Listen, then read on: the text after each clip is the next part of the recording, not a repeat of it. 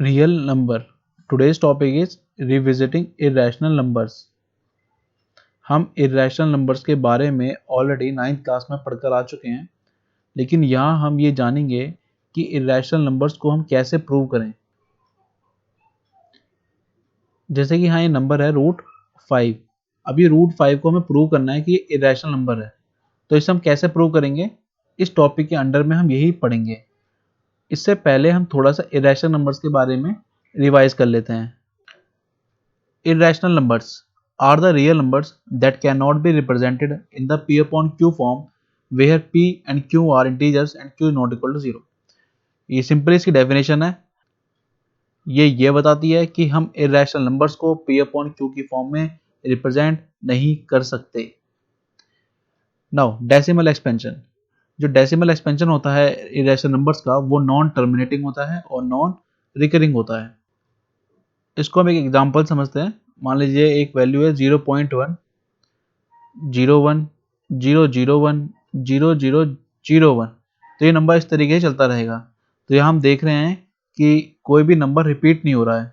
यहाँ पे 0.01 था, यहाँ पे 001 आ गया, यहाँ पे 0001 आ गया, तो यहाँ पे कोई डिजिट रिपीट नहीं हो रही है। तो that's why it is a type of irrational numbers. Okay,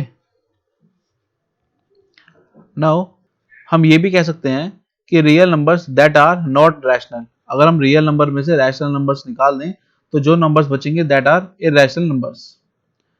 और कुछ एग्जांपल्स हैं √2 √5 √15। नंबर जो होते हैं वो सबके सब इरेशनल होते हैं। Now √5 is irrational number. हमें ये चीज प्रूव करनी है। तो इस चीज को प्रूव करने के लिए हमें एक थ्योरम और सीखनी पड़ेगी जो कि इसको प्रूव करने में हमारी हेल्प करेगी। तो अब उस थ्योरम को समझते हैं। नाउ वो थ्योरम का स्टेटमेंट कुछ इस तरीके से है।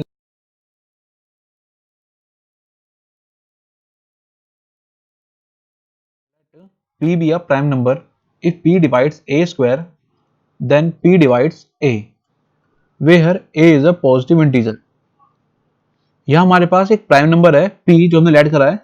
वो प्राइम नंबर किसी पॉजिटिव इंटीजर A के स्क्वायर को भी परफेक्टली डिवाइड कर रहा है। P डिवाइड्स A स्क्वायर का मतलब होता है कि P जो है A स्क्वायर को परफेक्टली डिवाइड कर रहा है। तो हमें यहाँ पे ये प्रूव करना है कि वो A को भी परफेक्टली डिवाइड करेगा।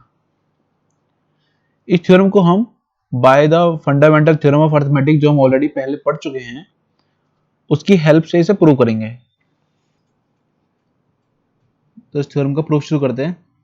हमें यहाँ पर एक पॉजिटिव इंटीजर गिवन है a। जब हम इसका प्राइम फैक्टराइजेशन करेंगे on prime factorization of a, तो हमें क्या मिलेगा। हम मानते हैं कि वो इस तरीके से ब्रेक होगा, P1 into P2 into P3, इस तरीके से Pn तक ये ब्रेक हो रहा होगा।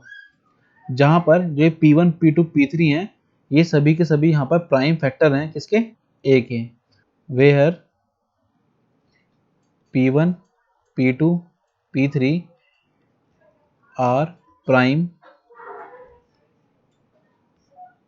Factors of A। अभी जरूरी भी नहीं है कि ये प्राइम फैक्टर अलग अलग हों, ये प्राइम फैक्टर सेम भी हो सकते हैं। जैसे कि मान लीजिए 12 है, तो 12 का क्या फैक्टर होता है, 2 इंटू 2 इंटू 3 होता है। तो यहाँ पे 2 और 2 सेम है, इसी तरीके से ये भी सेम हो सकते हैं। And not necessary different.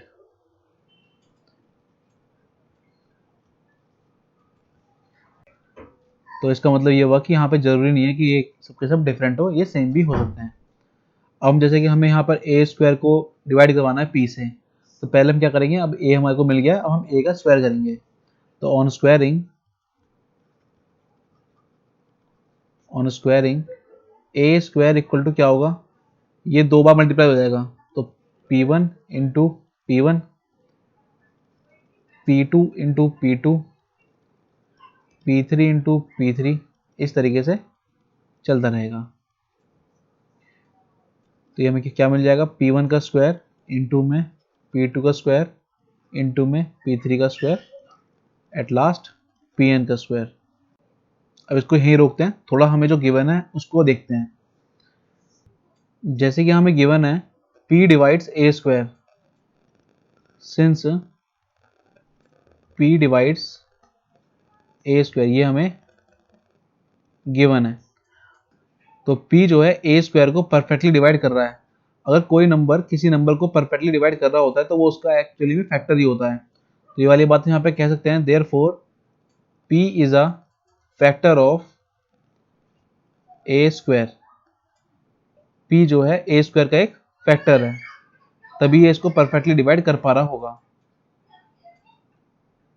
तो हमने यहाँ भी देखा कि a स्क्वायर के जो प्राइम फैक्टराइजेशन में सिर्फ p1, p2, p3 ही प्राइम फैक्टर हैं, और फंडामेंटल थ्योरम ऑफ अरिथमेटिक जो है उसकी यूनिकनेस वाली प्रॉपर्टी यही बोलती है कि किसी भी नंबर के जो प्राइम फैक्टर होते हैं वो यूनिक होते हैं। तो यहाँ पर a स्क्वायर का जो प्राइम फैक्टर होंगे वो भी यूनिक होंगे, सिर्फ यही होंगे। इसी बात को यहाँ लिख देते हैं।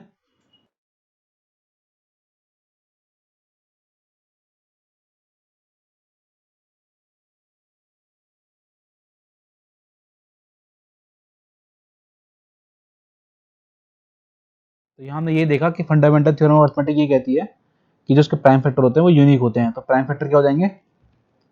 Prime factor of A square कौन कौन से होंगे? वो होंगे p1, p2, p3, इस तरीके से pn तक सिर्फ यही इसके प्राइम फैक्टर होंगे और कोई नहीं होगा। और हमें ये भी पता है कि जो p है वो ए स्क्वायर का एक फैक्टर है। अब p कहीं ना कहीं प्राइम नंबर है तो इसका प्राइम फैक्टर ही हुआ इसका एक। और यूनिकनेस की प्रॉपर्टी जब हम ए स्क्वायर पर लगाते हैं तो उसमें पता लगता है कि सिर्फ इतने ही प्राइम फैक्टर होंगे। और हमने अभी भी बोला कि p भी एक प्राइम फैक्टर है, तो इसका मतलब इन सभी नंबरों में से कोई ना कोई एक नंबर p होगा ही होगा। तो इसी बात को हम यहां लिख रहे हैं। सो जो p है, p is one of the p1, p2, p3, pn। p जो है वो इनमें से ही कोई एक होगा, p1, p2, p3 में से ही कोई एक होगा। अब हम यहां देखें कि भाई a जो है, a के प्राइम फैक्टर भी तो यही है और p इन्हीं में से कोई एक है, ये वाली बात हमने यहां बोल दी। तो इसका मतलब p जो है वो इस a का भी एक प्राइम फैक्टर है। ओके, इसको इक्वेशन नंबर 1 कह देते हैं। तो फ्रॉम इक्वेशन 1 से a is equal to p1, p2, p3, pn तक है ये। अब p जो है इन्हीं में से कोई एक है, तो इसका मतलब p जो है a को भी परफेक्टली डिवाइड कर रहा होगा। Then p is also a factor of a, therefore p divides a also। इसका मतलब p जो है a को भी परफेक्टली डिवाइड कर रहा होगा, हमें ये प्रूव करना था। तो फाइनली हमने इस थ्योरम से क्या सीखा कि if p divides a square then p also divides a। Okay, अगर p a स्क्वायर को डिवाइड कर रहा है तो p जो है a को भी डिवाइड करेगा।